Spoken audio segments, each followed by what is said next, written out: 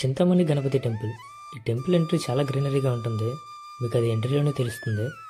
ఈ పక్కనే గోశాల కూడా ఉంటుంది. ఈ టెంపుల్ చూడడానికి చాలా ప్రశాంతంగా ఉంటుంది.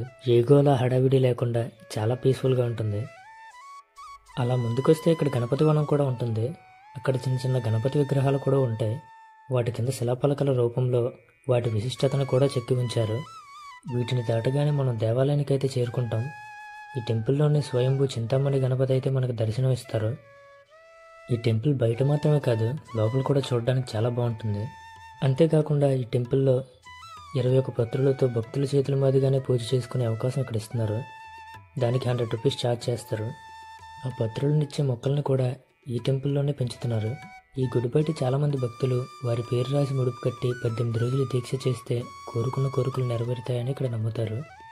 ఇంతేకాక ఈ గుడిలో నవగ్రహాలు, ఆదిదేవతలు, రాశిఫలాలు, నక్షత్రాలు, ఇంకా వాటి వృక్షాలతో రాశి నక్షత్ర వన సముదాయాన్ని ఏర్పాటు చేశారు. ఈ టెంపుల్లో ప్రతి ఆదివారం ఉచిత అన్నప్రసాదం కూడా ఉంటుంది. ఈ టెంపుల్ టైమింగ్స్ ఏంటంటే ఉదయం 7 నుంచి మధ్యాహ్నం 12:30 వరకు ఉంటుంది. ఇంకా సాయంత్రం 4:30 నుంచి రాత్రి 7 వరకు ఉంటుంది. ఈ టెంపుల్ పగలంతా తెరిచే ఉంటుంది, కానీ ఆ టైంలోనే పూజ చేస్తారు. అందుకే అందరూ ఆ టైంనే ఫాలో అవుతారు. ఇలాంటి మరిన్ని వీడియోస్ కోసం మన ఛానల్ని సబ్స్క్రైబ్ చేసుకోవడం మాత్రం మర్చిపోకండి.